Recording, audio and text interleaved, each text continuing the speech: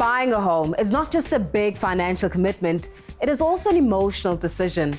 But it is important to take off those rose-tinted glasses when you think you've found the one. Today, an expert tells us what to look out for before taking the leap and signing on the dotted line.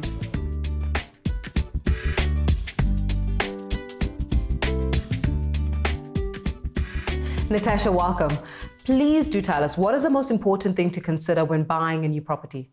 It's important to get pre-qualified. So getting pre-qualified basically means that you find out from the banks how much you can afford for a property. So once you know the amount that you qualify for, what are the next steps? Write your wish list so that you know, okay, I'm going to live in this location and I can't afford to live in that location. Because once you've got that location, you need to drive around, you need to have a sense of the place, you need to understand what your route is between your work and your home, your new home. That's the main thing. And then what you also need to do is to contact the agents and then ask the agents about those particular properties that you want to see. And how do I know what the right property type is for me? So mainly if it's the lower price range, you'll be living in a complex. Yeah. So you need to actually understand that, okay, they have a set of rules that I'm supposed to follow. And then if you're not the type of person that can follow those kinds of rules, then there's no point in you buying into that property.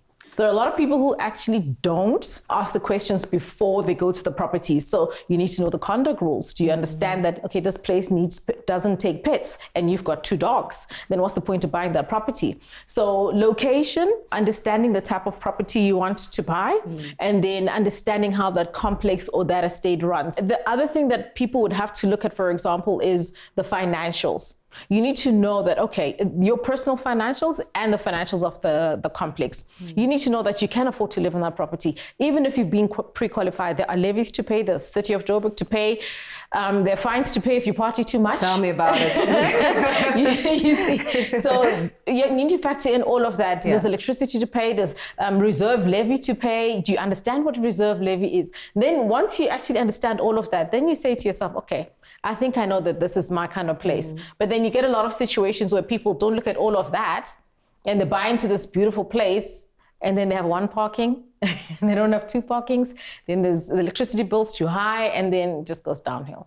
Now, some people solely rely on online searches, particularly during this time of the COVID-19 pandemic, where it's a little bit precarious to go to people's homes. Would you say that online searches are a good idea or a bad idea?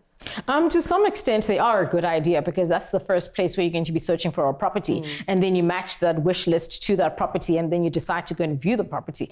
You should view the property, actually, before you make a decision, because it's one thing to look at the property online and it's another thing to hear the agent telling you about the property, but then it's the main thing to actually go and view the property because there are certain things that you need to go and inspect in that property. And lastly, as we wrap up, what would you say is that most important advice that you would give to first-time home buyers? When the first-time home buyers go and view the property, there are certain questions that they need to ask.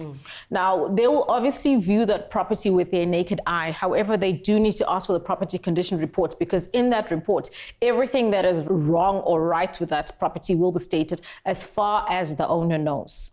The next thing that you need to ask for is the set of conduct rules because you need to go over those conduct rules. Generally, the conduct rules will give you an indication of the type of place that you're going to be moving into. You would also need to ask for the levies and the property rate statements. Those will give you an indication of the monthly costs for that property that you would need to pay. Thank you, Natasha. I can safely say I know now much more than I knew yesterday. Well, falling in love with your dream home is not a bad thing, but don't let it cloud your judgment when it comes to assessing the property. Being practical, doing all the necessary checks, and being thorough will serve you in the long term. And when all is said and done, you'll hopefully be able to move into your new home without any surprises.